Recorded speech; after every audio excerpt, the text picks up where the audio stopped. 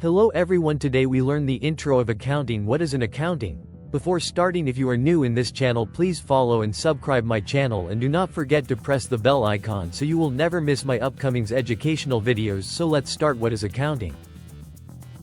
Accounting is the process of recording financial transactions in books of accounts.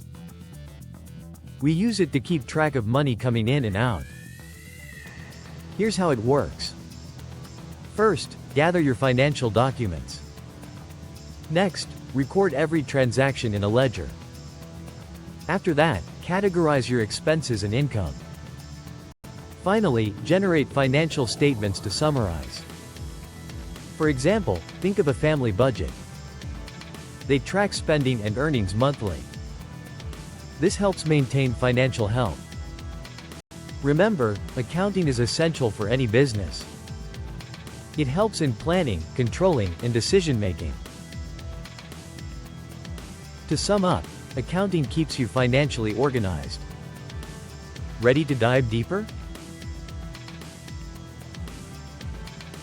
Subscribe for more insightful lessons. Thanks.